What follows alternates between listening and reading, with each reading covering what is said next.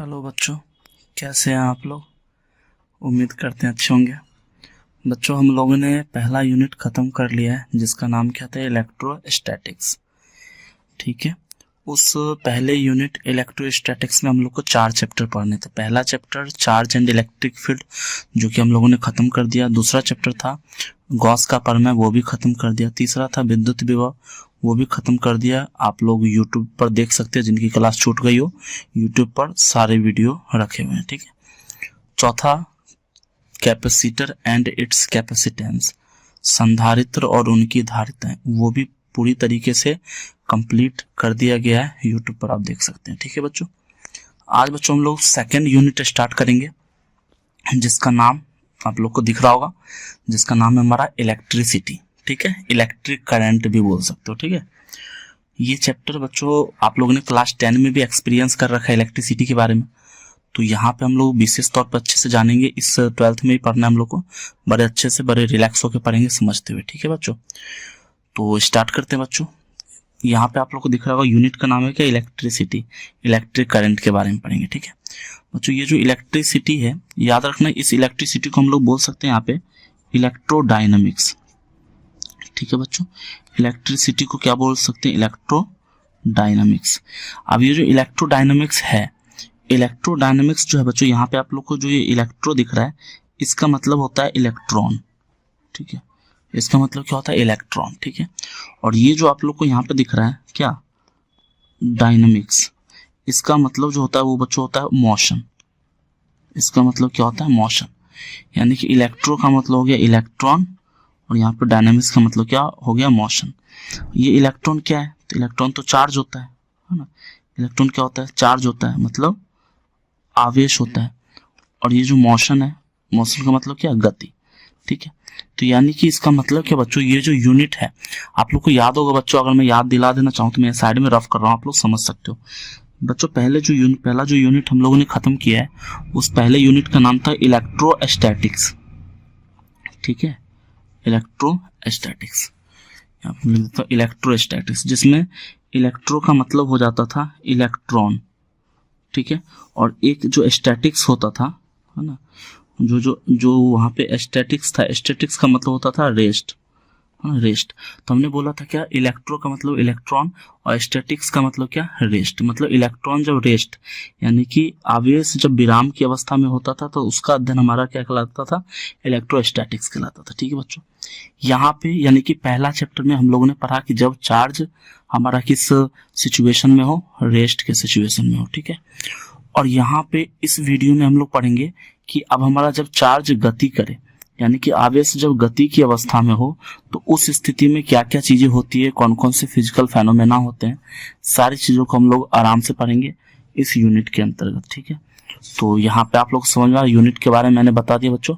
इस यूनिट में हम लोग पढ़ेंगे क्या, इलेक्ट्रॉन जब क्या करेंगे, गति करेंगे। ठीक है, तो ये स्टार्ट करते हैं चैप्टर को। सबसे पहले हम लोग शुरुआत करेंगे इसके बेसिक कॉन्सेप्ट से। ठीक है, तो ये इंट्रोडक्शन क्लास होने वाली है, कुछ समझना है बच्चों। बेसिक कॉन्सेप्ट, बेसिक कॉन्सेप्ट बहुत ही जो बेसिक कॉन्सेप्ट है, जो कि आप लोगों ने क्लास 10 में भी एक्सपीरियंस कर रखा है, तो वही बेसिक कॉन्सेप्ट हम लोग पहले पढ़ लेते हैं। बेसिक कॉन्सेप्ट किसके बारे में पढ़ेंगे, विद्युत धारा के बारे में। विद्युत धारा, विद्युत धारा का बेसिक कॉन्सेप्ट क्या क्या हो सकता है, सारी बातों को जानेंगे। ठीक है, तो विद्युत धारा की अगर डेफिनेशन की बात की जाए, तो एक बहुत ही सरल डेफिनेशन, जो कि आप लोगों ने बहुत ही इजी डेफिनेशन आप लोगों ने क्लास 10 में पढ़ रखा क्या, तो मैं यहाँ पे लिख देता हूं, आवेश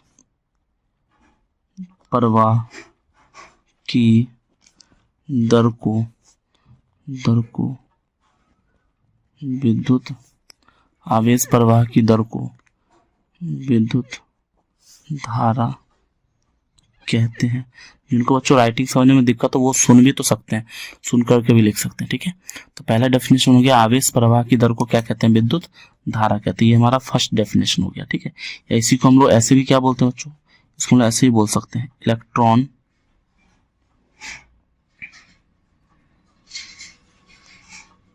इलेक्ट्रॉन के सतत मतलब कंटिन्यूअस। ठीक है, सतत प्रवाह को विद्युत धारा कहते हैं। ठीक है, ठीक है। तो ये दो डेफिनेशन बहुत ही सिंपल सा डेफिनेशन है जो कि आप लोग बच्चों पहले से जान रहे होंगे।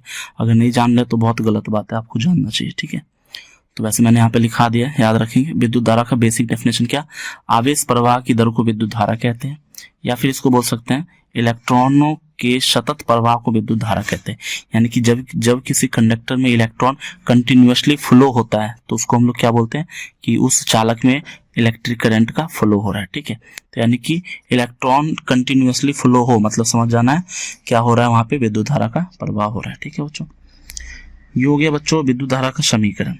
ठीक है, बहुत ही सिंपल सा समीकरण है, उम्मीद कर रहे हैं आप लोग को समझ में आ रहा होगा। ठीक है, अब यहाँ से हम लोग इसका जो जनरल इक्वेशन होता है, बहुत ही जनरल मतलब सिंपल सा इक्वेशन, वो हम लोग जानते हैं, है ना। तो समझेंगे, यहाँ पे मैं लिखता हूँ, यहाँ पे सुनते। बेसिक क्लास होने वाले बच्चों इंट्रोडक्शन है, आगे जब चैप्टर में जाएंगे तो डिटेल में हम लोग बहुत सारी नई नई बातें सीखेंगे। ठीक है, तो आप लोग शुरुआत से अच्छे से समझते हो। चलो, ये क्लास बहुत सारे बच्चों को बहुत ही ईजी सिंपल ऐसा लगेगा कि यार ये मतलब ऐसा क्लास है कि इसमें सब कुछ तो हमें आ ही रहा है। तो हम लोग बारी बारी से चल रहे बच्चों, अभी चीज़ें बहुत ही आसान होगी। जैसे जैसे आगे बढ़ेंगे चैप्टर में तो बहुत सारी चीज़ें ऐसी भी आएंगी जो आप लोग के लिए कंप्लीट नहीं होगी। ठीक है, तो हम लोग शुरू से चल रहे हैं। तो ये तो हो गया विद्युत धारा का समीकरण। अब अगर बात करें कि इसका इक्वेशन क्या हो सकता है ना, तो मैं यहाँ पे बोलूँ general equation of electric current. Electric current का एक जनरल इक्वेशन क्या हो जाएगा, तो इक्वेशन क्या हो जाएगा तो मैं यहाँ पे लिख देता हूँ, ध्यान देंगे I बराबर, है ना। ऊपर में बच्चों अगर लिखना होगा वैसे मैं यहाँ पे भूल गया हूँ, नहीं लिखा हूँ, आप लोग लिख सकते हो। विद्युत धारा को I से रिप्रेजेंट करते हैं। ठीक है, तो यहाँ पे जनरल इक्वेशन क्या हो जाएगा करंट का, तो जनरल इक्वेशन हो जाएगा यहाँ पे ऊपर में दिख रहा होगा डेफिनेशन, आवेश प्रवाह की दर को विद्युत धारा कहते हैं। तो आप लोग को पता है बच्चों कि जहां कहीं पर भी चर्चा होती है किसकी, दर की, तो दर का मतलब होता है क्या कि हमें वहां पे समय से भाग देना होता है। जैसे कि आप लोग बेसिक समीकरण हम लोगों ने क्लास 11 में भी पढ़ रखा है, 3rd चैप्टर में रेट मेजर एक कॉन्सेप्ट है ना, वहीं पे हम लोगों ने पढ़ा था क्या कि जैसे बोलते हैं क्या कि दूरी में परिवर्तन की दर, हम लोग बोलते हैं दूरी बट्टा समय, चाल हो जाता है ना। और जैसे कि त्वरण क्या होता है, त्वरण एक और ए से रिप्रेजेंट करते हैं, हम लोग क्या बोलते हैं वेग में परिवर्तन की दर त्वरण कहलाती है। तो ए बराबर क्या लिखते हैं डीवी अपॉन dt, है ना, डीवी अपॉन dt। भी क्या वेग है, तो वेग में परिवर्तन की दर का मतलब क्या होता है, समय से क्या करना है, भाग देना है। तो डीवी अपॉन dt हमारा क्या हो जाता है, ए हो जाता है। तो यानी कि इसका मतलब क्या, डी के बगल में जो भी हो उस मतलब अगर यहाँ पे अगर कहीं पे लिखा हुआ है dx अपॉन dt, जहाँ पे t हमारा टाइम है, तो इसको क्या बोलेंगे हम लोग लैंग्वेज में, इसको बोलेंगे x में परिवर्तन की दर। ठीक है बच्चों, d के बगल में x है, dx अपॉन dt, तो इसको हम लोग पढ़ेंगे x में परिवर्तन की दर। तो उसी तरीके से यहाँ पे क्या है, आवेश प्रवाह की दर, आवेश को हम लोग किससे रिप्रेजेंट करते हैं, q से, तो यानी कि हम लोग बोल सकते हैं I बराबर क्या हो जाएगा dq अपॉन क्या dt। क्या बोल सकते हैं बच्चों, बहुत ही आसान, कोई दिक्कत नहीं। इसको बोल दो रेट ऑफ चार्ज फ्लो, है ना। मतलब क्या वही बात है, मतलब इसी को इंग्लिश में आप लिख दिया तो घबराना नहीं है। रेट ऑफ चार्ज फ्लो मतलब आवेश प्रवाह की दर। तो क्या हो गया, I बराबर dq अपॉन dt। ठीक है, यहीं से हम लोग समीकरण निकाल लेते हैं, d को हटा भी देते हैं तो ये हो जाता है I बराबर q अपॉन t, है ना। यानी कि धारा बराबर आवेश बट्टा समय। ठीक है, बात करें अगर बच्चों इसके मात्रक की, अगर मात्रक की, तो इसका मात्रक तो बच्चों आप लोगों ने क्लास 10 से पढ़ रखा है ना। बहुत ही फेमस और इम्पोर्टेंट क्वेश्चन कहा जाता था आप लोग के मैट्रिक बोर्ड एग्जाम में, है ना, कि विद्युत धारा का मात्रक क्या होता है, तो आप लोग याद किया करते थे एम्पियर। तो ये इसका मात्रक जो होता है वो क्या होता है, एम्पियर, है ना, जिसको हम लोग रिप्रेजेंट किससे करते हैं, ए से। ठीक है, एम्पियर होता है इसका मात्रक। अब अगर बात करें बच्चों कि ये जो विद्युत धारा होती है ये कौन सी राशि होती है, तो एक बात याद रखना बच्चों कि विद्युत धारा जो होती है वह अदिश राशि होती है। विद्युत धारा कौन सी राशि होती है बच्चों, अदिश राशि होती है। अब आप लोग यहाँ पे रीजन समझ सकते हो, आप लोग कह सकते हो कि अदिश राशि क्यों होती है, तो उसके पीछे का कारण क्या हो सकता है ना। तो उसके पीछे का कारण यही है, क्या बोल सकते हो रीजन में, तो रीजन बोल सकते हो कि यह सदिश योग का पालन नहीं करती है ना।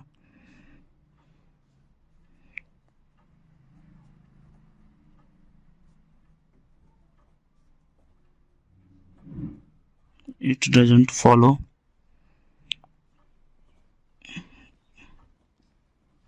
वेक्टर सम, ठीक है। यह सदिश योग का पालन नहीं करते, मतलब क्या बच्चों इस बात का मतलब क्या है उसको आप लोग समझो, ठीक है। सदिश योग का पालन मतलब क्या, आप लोग को पता है क्या, दो सदिशों को जब जोड़ना होता है, योग का मतलब जोड़, दो सदिशों को जब हम लोग को जोड़ना होता है तो उसके लिए फॉर्मूला हम लोग ने क्या पढ़ा था याद होगा कि अगर मान लो कहीं पे है vector A plus vector B बराबर ऐड करके वेक्टर आर, तो हम लोग आर कैसे निकालते थे, आर के लिए फॉर्मूला यूज करते थे root under a square plus b square plus 2ab cos theta, तब जाकर हम लोग ऐड करते थे। तो यहाँ पे क्या होता है कि ये सदिश योग का पालन नहीं करता। कहने का मतलब है कि अगर मान लो कोई करंट अगर ऐसे जा रहा है इस डायरेक्शन में, एक करंट यहाँ से मान लो ऐसे चला इस डायरेक्शन में ना, तो सपोज कर लेते हैं कि ये जो है, ये मान लेते हैं यहाँ पे ये जो जा रहा है ये 8 एम्पियर का करंट है, और ये मान लेते हैं यहाँ पे 6 एम्पियर का करंट, ठीक है। तो होता क्या बच्चों कि जब ये यहाँ पे दोनों करंट यहाँ पे आकर मिलते हैं तो ऐड हो रहे हैं, तो इसके बाद जो आगे जो निकलता है ना, तो वो हमारा कितना हो जाता है बच्चों, वो हमारा हो जाएगा 14 एम्पियर, 14 एम्पियर। तो यहाँ पे हमने देखा कि यहाँ पे हमने क्या किया, डायरेक्ट जोड़ दिया ना, 8 एम्पियर प्लस 6 एम्पियर, तो हमने बोल दिया कि करंट कितना हो गया 14 एम्पियर। तो ये तो हमने क्या किया, डायरेक्ट जोड़ दिया, जैसे हम लोग मैथ में जोड़ते हैं। तो ये तो सदिश योग हुआ नहीं। अगर मैं यहाँ पे सदिश योग करता तो कैसे करता, तो दोनों का पहले रूट लेता, फिर ए स्क्वायर यानी कि 8 का स्क्वायर 64, फिर बी स्क्वायर यानी कि 6 का स्क्वायर 36, तब जाके होता रूट अंडर 100, और ये निकल के आता था कितना 10 एम्पियर। तो ऐसा नहीं होता, अगर ये वेक्टर सम को फॉलो करता तो यहाँ पे क्या होता 10 एम्पियर होता। ये जो करंट हमें आउटपुट के रूप में मिला यहाँ पे ये 10 एम्पियर होता, लेकिन ये 10 एम्पियर नहीं होता, ये क्या होता है 14 एम्पियर हो जाता है। यानी कि करंट को हम लोग डायरेक्ट जोड़ देते हैं और कुछ नहीं करते, डायरेक्ट ऐड कर देते हैं, जैसे 8 एम्पियर 6 एम्पियर ऐड करके ये कितना हो गया 14 एम्पियर, ठीक है। अगर वेक्टर सम का पालन करता तो यहाँ पे ये 10 एम्पियर होता, ठीक है बच्चों। तो ये अदिश राशि क्यों होती है समझ में आ गई होगी। अब थोड़ा आगे इसके टाइप के बारे में समझ लेते हैं बच्चों, है ना। तो थोड़ा सा देखेंगे यहाँ पे, वो देखते हैं यहाँ पे कि ये जो करंट होता है इसके टाइप क्या क्या होते हैं, ठीक है, तो समझेंगे।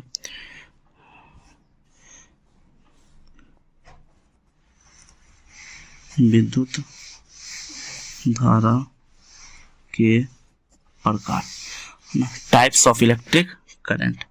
तो ये जो विद्युत धारा के प्रकार है ये देखते हैं क्या होता है ना। तो ये जो विद्युत धारा, ये जो इलेक्ट्रिक करंट है, इसको बांटा गया है दो तरीकों से, है ना। विद्युत धारा को बांटा गया दो तरीकों से। विद्युत धारा को एक बांटा गया प्रकृति के आधार पर और एक बांटा गया उसके दिशा के आधार पर, ठीक है। तो यहाँ पे क्या होता है जरा देखेंगे। तो यहाँ पे पहला कि अगर मैं यहाँ पे बोलूं प्रकृति के आधार पर, है ना, प्रकृति के आधार पर। तो प्रकृति के आधार पर भी क्या है, तो प्रकृति के आधार पर भी करंट को दो भाग में बांटा गया है। पहला होता है वो हमारा होता है समवहनीय धारा। पहला जो धारा होता है उसको हम लोग क्या कहते हैं, समवहनीय धारा, ठीक है, समवहनीय धारा।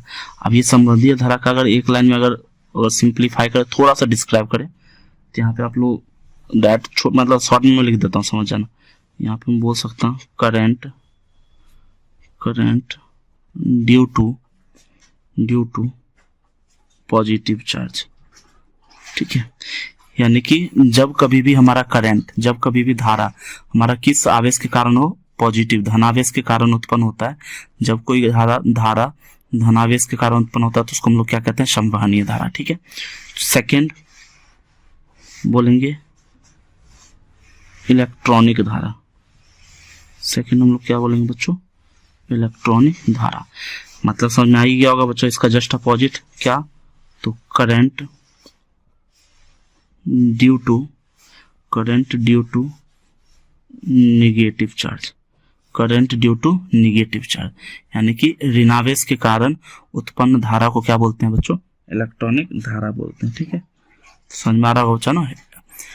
तो धनावेश के जब पॉजिटिव चार्ज के कारण उत्पन्न होगा तो वो संवहनीय धारा होगा, जब निगेटिव के कारण उत्पन्न होगा तो उसको हम लोग क्या बोलेंगे, इलेक्ट्रॉनिक धारा बोलेंगे। ठीक है, ये हो गया प्रकृति के आधार पे। अब एक होता है बच्चों दिशा के आधार पर, है ना, एक होता है दिशा के आधार पर। बात करें दिशा के आधार पे, तो दिशा के आधार पे भी इसको करंट को दो भागों में बांटा गया, जो कि आप लोगों ने क्लास 10 में भी पढ़ रखा है। पहला हो जाता है हमारा दिष्ट धारा, है ना, पहला क्या होता है दिष्ट धारा, है ना। और बात करें अगर सेकेंड की, तो सेकेंड हमारा हो जाता है क्या, तो प्रत्यावर्ती धारा। ठीक है, प्रत्यावर्ती धारा। ठीक है, तो बच्चों ये जो प्रत्यावर्ती धारा है ये आप लोग का आगे 10वां चैप्टर ही है ना। आप लोग के फिजिक्स के सिलेबस में मैंने सिलेबस वैसे आप लोग को लिखवा रखा है, उसमें आप लोग देखोगे 10th जो चैप्टर हमारा जो 10वां चैप्टर है 10th, उस चैप्टर का नाम ही क्या है, प्रत्यावर्ती धारा। तो वो चैप्टर आप लोग का लंबा चलेगा 1 महीने के आसपास, उसमें कंप्लीट कॉन्सेप्ट देखेंगे किसका, प्रत्यावर्ती धारा का। ठीक है बच्चों, तो यानी कि विद्युत धारा को क्या एक प्रकृति के आधार पर भी दो भागों में बांटा गया है। एक है हमारा संवहनीय धारा जो कि क्या होती है, धनावेश के कारण उत्पन्न होने वाली धारा होती है। एक है हमारा इलेक्ट्रॉनिक धारा जो कि ऋणावेश के कारण उत्पन्न होने वाली धारा होती है। ठीक है, यहाँ पे फिर दिशा के आधार पर बांटा गया है दिष्ट धारा और प्रत्यावर्ती धारा। आप लोग के बच्चों दिमाग में ये बात भी आ सकती है कि सर विद्युत धारा अगर अदिश राशि होती है तो इसमें दिशा तो होनी नहीं चाहिए, तो फिर ये दिशा के आधार पर कैसे है।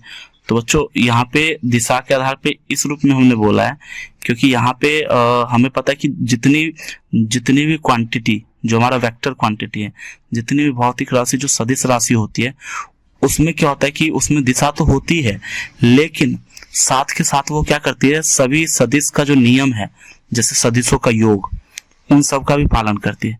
यहाँ पे क्या था, इसमें दिशा है लेकिन ये सदिश योग का पालन नहीं कर रही, इस चलते हमने बोला कि ये हमारा क्या है, ये हमारा सदिश राशि नहीं है, विद्युत धारा हमारा क्या हो गया, अदिश राशि हो गया। ठीक है बच्चों, तो इस वजह से हमने बोला विद्युत धारा अदिश राशि है। ठीक है, तो ये दो तरीका हो गया, समझ में आया होगा बच्चों, है ना। तो ये इंट्रोडक्शन क्लास है बच्चों, छोटी सी, तो इसको रहने देते हैं, ज्यादा वीडियो लंबा नहीं करते हैं, इसको यहीं पे ड्रॉप करते हैं। आप लोग इसको इंट्रोडक्शन को अच्छे से देख सकते हैं, मैं शुरू से यहाँ पे दिखा देता हूँ आपको एक बार। ठीक है, इलेक्ट्रिसिटी, इलेक्ट्रोडायनामिक्स, है ना, फिर विद्युत धारा का बेसिक कॉन्सेप्ट, फिर जनरल इक्वेशन, विद्युत धारा के बारे में कुछ जानकारी, फिर यहाँ पे विद्युत धारा के प्रकार। ठीक है बच्चों, ओके बच्चों, रहने देते हैं, bye, have a nice day. इस वीडियो को लाइक करें, उन बच्चों तक पहुंचाएं जिनकी क्लास मिस हो रही है, और अपने दोस्तों के साथ साझा करें। ठीक है बच्चों, बाय।